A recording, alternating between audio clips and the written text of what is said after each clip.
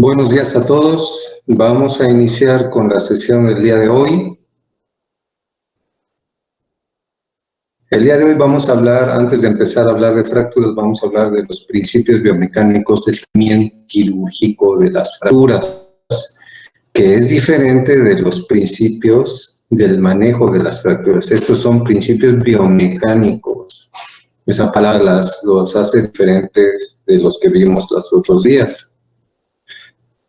¿Por qué hablamos de principios biomecánicos? Bueno, pues el colocar una placa, colocar tornillos, guantes metálicos, no solo es ponerlos, hay que conocer cómo funcionan para su aplicación correcta. Vamos a partir de que va a depender esto del hueso que esté fracturado, del sitio del hueso, en la diáfisis, la epífisis, del tipo de fractura. Todo eso va a conllevar a que el cirujano tome la mejor decisión para elegir el mejor implante a utilizar. Para eso, el cirujano utiliza los principios biomecánicos para el tratamiento de las fracturas. Entonces, voy a tratar de presentar, a ver si no se bloquea. Lo que he visto es que a veces tarda un poquito, pero esperemos que ahorita no.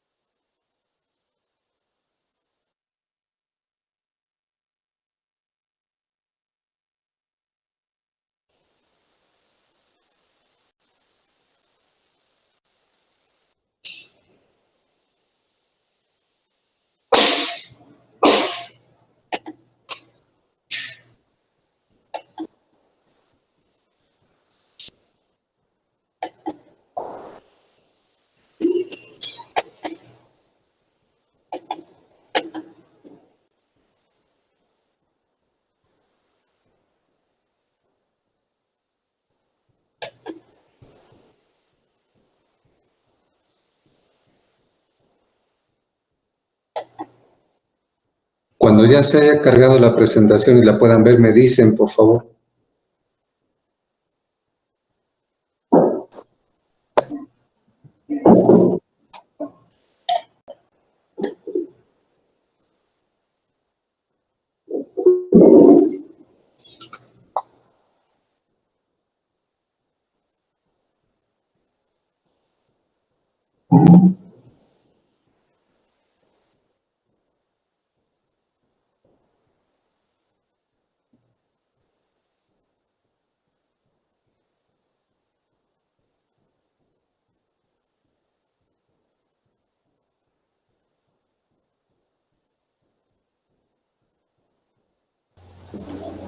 Ya se ve, doctor.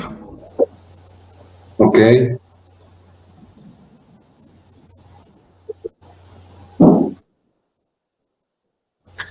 Entonces vamos a empezar. Primero podemos decir que para definir principios biomecánicos, lo podemos definir como la forma en la cual funcionan o interactúan los implantes y el hueso, en el cual son aplicados para el tratamiento quirúrgico. Esa interacción entre el hueso y el implante metálico es lo que se le va a entender como principio biomecánico, entender cómo funcionan. A todos los que están anotando, que ya los vi que son la mano más rápida del oeste, apunten: compresión, protección, tirante, sostén y tutor. Esos son los principios biomecánicos. Compresión, protección, tirante, sostén y tutor. Todos esos los aplicamos a los huesos. Compresión. La compresión, pues la podemos definir así a grandes rasgos, en que vamos a aplicar una fuerza a dos superficies, fuerzas paralelas en sentidos opuestos, en sentidos encontrados, y eso va a aplicar una presión y una fuerza de compresión en esa zona. Bueno, el principio de compresión funciona así. Imaginemos que este recuadro gris con las flechas verdes, que tiene una raya negra en medio, vamos a simular que esa raya es la fractura. Bueno, la compresión es que ambos extremos del hueso están sometidos a esa carga y se colapsan las superficies para mantenerse en su lugar, como si estuviéramos haciendo esa compresión. La podemos ejercer de dos tipos. Bueno, son tres tipos, pero vamos a decir aquí dos tipos nada más. Se han diseñado para lograr esta compresión axial, que es una compresión a todo el largo del eje del hueso, por eso se llama compresión axial. Se han diseñado implantes como estas placas. Esta placa, observan que arriba, bueno, esta es una placa moderna, es una placa nueva, pero las placas de primera generación tenían un orificio oval, uno solo. Aquí son parecidas dos orificios conectados, pero las anteriores eran un orificio oval, pero el borde del orificio era oblicuo de un lado de la placa. Observen bien la placa y díganme qué le notan a los orificios.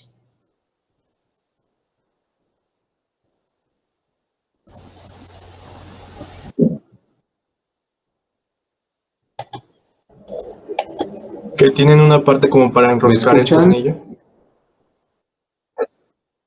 Ajá, bueno, esa es una parte para enroscar un perno que tiene una cabeza roscada también.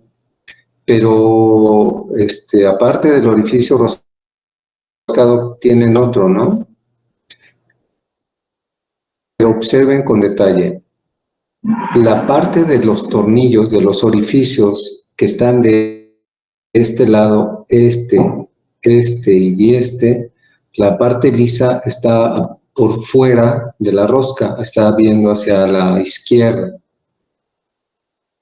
Y en este lado están al revés, están viendo hacia el otro lado, hacia la derecha, la parte lisa del orificio. Eso tiene una razón. Si ustedes colocan un perno firme aquí, vamos a suponer en esta, lo anclan y lo atornillan como es. O aquí, vamos a aprovechar que está aquí. Vamos a imaginar que mi fractura está a un lado del perno que viene por acá. Entonces el perno está a la izquierda de la fractura y ya está anclado, ya no se va a mover. Pero yo voy a colocar un tornillo en la parte lisa. El diseño de los tornillos es que su cabeza también es lisa y al irlo apretando va a ir deslizando y se va a ir jalando la placa hacia allá.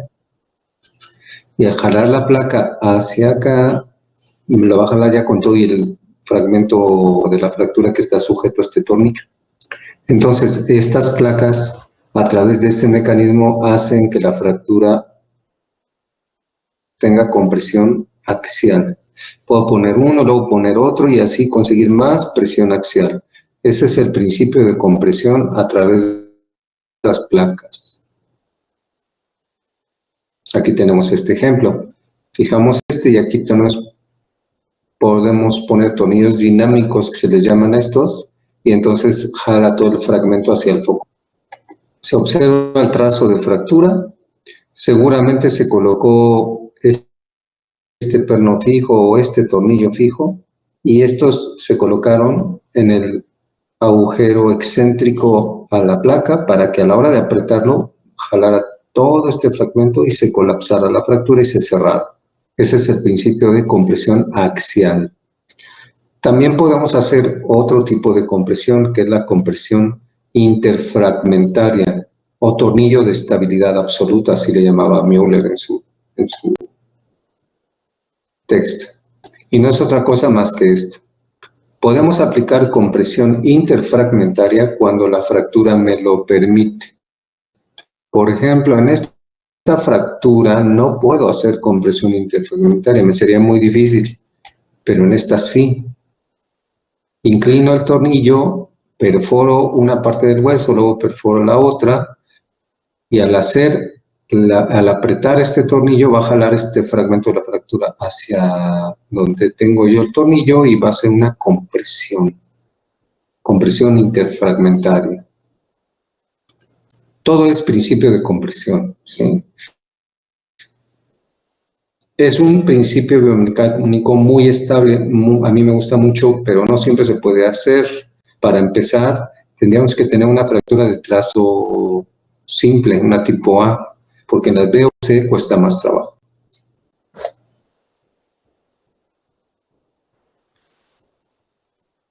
Estamos observando en la presentación una fractura de tobillo bimaleolar,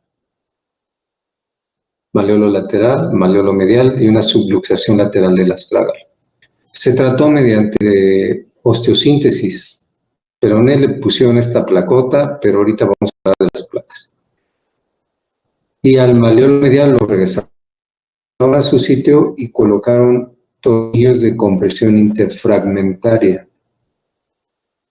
Al apretarlos se consiguió una estabilidad absoluta que pareciera que ni la fractura se ve. Entonces, este es el principio de compresión interfragmentaria. Siguiente principio, protección. Como su nombre lo indica, este principio va a proteger una osteosíntesis insuficiente. El ejemplo lo tengo aquí, por eso puse esta imagen. Tenemos una fractura del peroné. Es una fractura oblicua, espiroidea casi. Es espiroidea, está muy larga, pero son solo dos fragmentos, es una A tipo 1. Para realizar esta cirugía, para mantener este hueso en su lugar, se hizo la reducción manual, acomodar unos huesos en su sitio, y se le colocó un tornillo de compresión entre un fragmento y el otro. Quedó bastante bien reducido, pero ese tornillo es insuficiente para mantener esta reducción. Por lo tanto, se protegió con una placa. Este es el principio de protección. Utilizar un sistema de protección para cuando usamos una osteosíntesis insuficiente. No quiere decir que sea mala, sino que es insuficiente la osteosíntesis. En el ejemplo de acá tengo una tibia. El trazo en rojo me señala la fractura. Es una fractura oblicua. A través de la placa se colocaron 1 y 2 tornillos de compresión interfragmentaria a través de la placa. También era insuficiente, no puedo dejar a este paciente con 2 tornillos y ya. Entonces la placa se ancló arriba y abajo y esto le proporcionó protección a esta osteosíntesis. Entonces puede ser por fuera de la placa, puede ser transplaca. Ese es el principio de protección.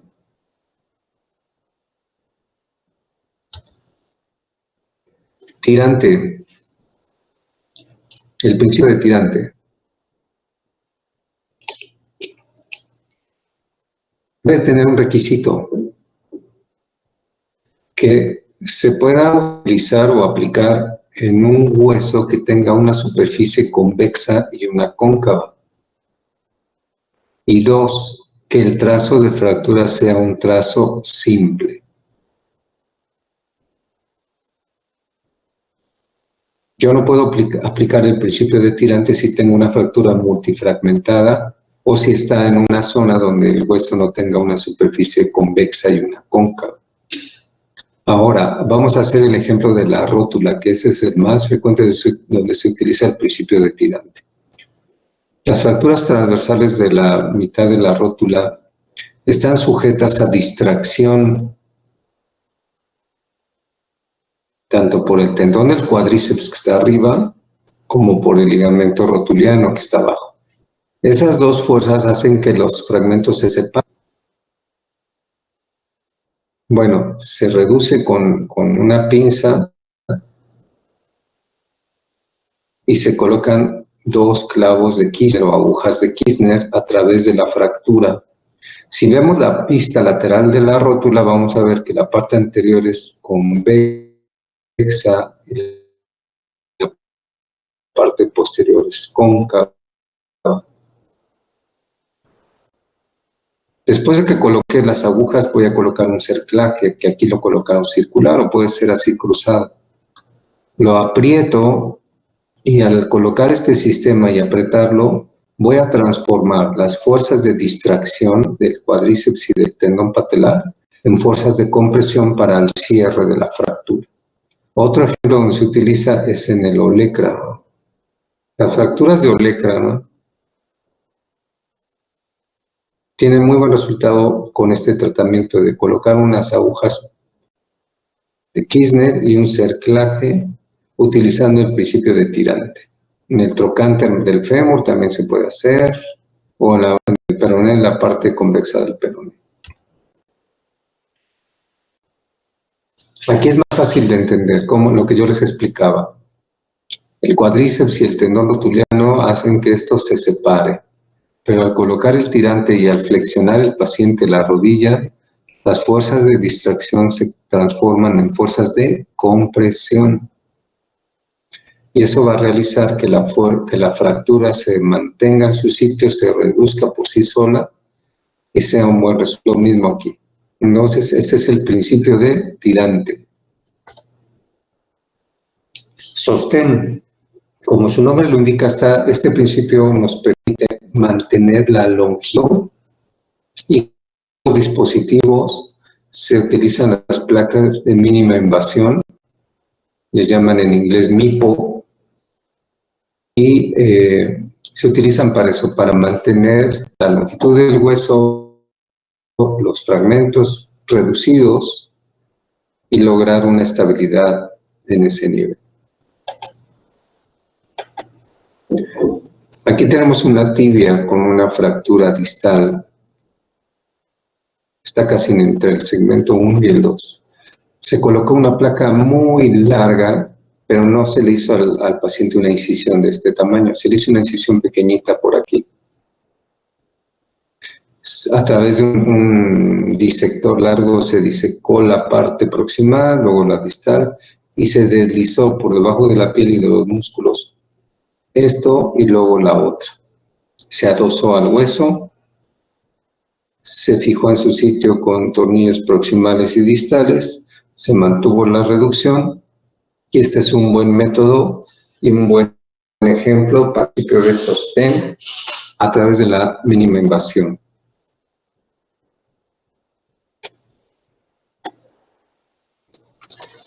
El caso de la derecha es un fémur que recibió una herida por proyectil de arma de fuego. Aquí se ven las esquirlas, el calibre muy grande, destrozó completamente la diástasis femoral. Entonces el cirujano optó por colocar una placa LSP o DCP larga, anclarla a los extremos y de esta manera mantener la longitud de la extremidad y permitir, sin tocar esto, lo ideal es no abrir y no desperiodizar, sino permitir que esto vaya consolidando según la intención y forme un callo óseo. Y esto se logra con el principio de sostén. Tutor que se refiere a un clavo intramedular. También es un principio biomecánico y se utiliza para fracturas diafisiarias principalmente. Entonces hablamos de huesos largos y que tengan el tamaño suficiente para recibir un clavo centromedular. Húmero, tibia y fémur. A través de una incisión superior sin abrir el foco de la fractura, se mete el clavo y una vez que atraviesa el foco de la fractura y que se reduce, lo bloqueamos con pernos. Aquí está un ejemplo de tibia y otro de húmero. Este tipo de tratamiento se utiliza mucho actualmente para las fracturas diafisiarias. Anteriormente se colocaban placas pero por la zona, por la profundidad, por el tamaño de la incisión, por la desperiodización, no cumplíamos el principio de no desvascularizar la fractura, etcétera. Entonces se optó por los clavos, porque nada más hacías una incisión arriba, pasabas el clavo con un control de rayos X, ya que lo habías colocado, nada más de manera percutánea y favoreciendo la formación del hematoma y de que se inicie el proceso de consolidación.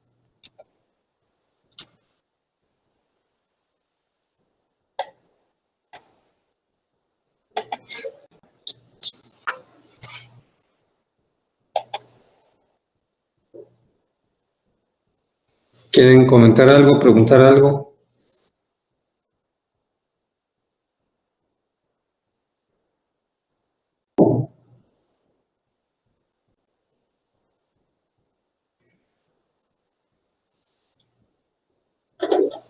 ¿Hay alguna técnica que sea como la más recomendada o todo es en base al tipo de fractura o la más utilizada?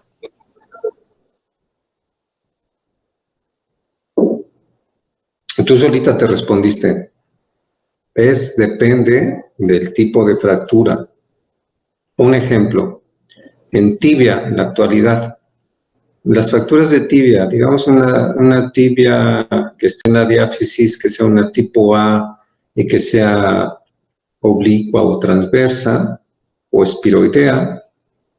Anteriormente utilizábamos mucho las placas, pero hacías una incisión muy grande en la pierna y tenías que meter unas pinzas, alinear la fractura, colocar la placa y era una agresión muy importante a toda la vascularidad de esa zona del hueso.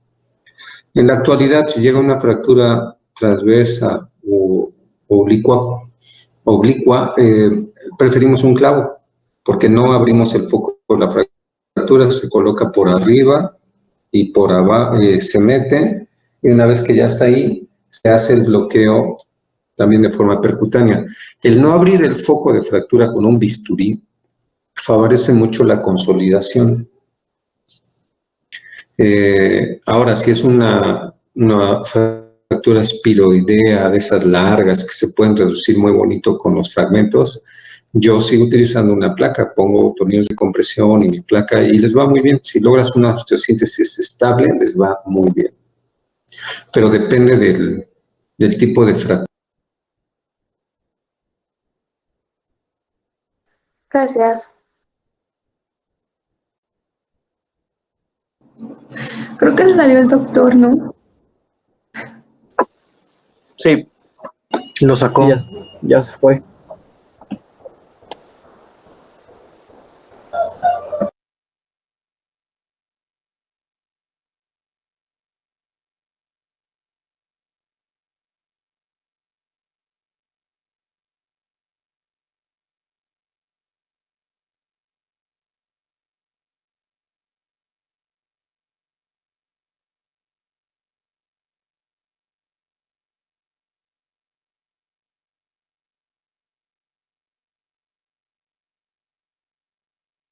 Saco por un instante el sistema, pero no vemos aquí otros implantes que se utilizan también, que son diseñados especialmente para cadera, para columna vertebral, pero los principios biomecánicos son esos.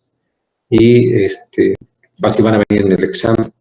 Se va a describir el principio y va a decir principio biomecánico que se utiliza para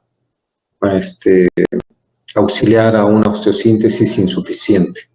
Inciso A, tirante, inciso B, sostén, inciso C, flexión. Así van a venir las preguntas en el examen. Ahora, algo más, algo que quieran ahorita antes de que pase a los anuncios el día de hoy, porque acabamos de ver principios biomecánicos y no lo vamos a volver a ver hasta que veamos las fracturas ya particularmente. Bueno, entonces les comento. Va a aparecer o ya apareció una actividad de tarea en la plataforma de Classroom. Es un artículo que habla sobre tratamiento de fracturas de húmero con una prótesis. ¿Cuál es la finalidad? La finalidad no es que me traduzcan el artículo ni que me lo regresen traducido. La finalidad es que entreguen ustedes un resumen de ese artículo con sus conclusiones personales. ¿Sí? El resumen tienen que entregarlo en Word, ya saben que debe tener su portada. No me pongan el logo de la web del tamaño de la portada porque se ve horrible. Pónganlo pequeño a un ladito, sean elegantes, sean discretos. Ya empiecen a ser más depurados en sus trabajos. No le pongan letras de colores y flores y cosas de esas porque no sirve de nada. Repito, una formal, discreta, sus datos, y en la segunda hoja en formato de Word para entregar sus conclusiones y su análisis personal del artículo. A estas alturas ya deben de saber hacer un análisis de la literatura médica, de las revistas, de los artículos, analizar qué tipo de artículo es, de qué fecha es, cuál es la metodología que siguió, su número de casos, a las conclusiones que llegó, si ustedes están de acuerdo. Algo así, no es un trabajo muy extenso el que tienen que entregar. Creo que con una hoja o máximo 2 basta. Arial, letra 12, espacio 1.5. Y la otra que han de haber observado es que apareció en la plataforma una lectura sobre fracturas de húmero proximal. Si ustedes ya lo abrieron, se habrán dado cuenta de que es un documento práctico, bastante completo, y viene lo que no trae de más, no trae de menos. Te trae las cosas muy precisas y cómo se debe de manejar ese tema. Lo puse para que se van en ese y en base a eso preparen sus presentaciones. Voy a ir subiendo otro sobre la marcha, pero ahorita quise subir ese para que lo vayan leyendo y bueno, a la persona que le toca exponer eso, pues ya tiene de ahí de dónde apoyarse. Ahí viene la clasificación de niños, vienen muchas cosas interesantes. Mañana vamos a empezar con clavícula y ya después nos seguimos así como va la lista. Ya corregí la lista porque normal de creo que ya están sus notas.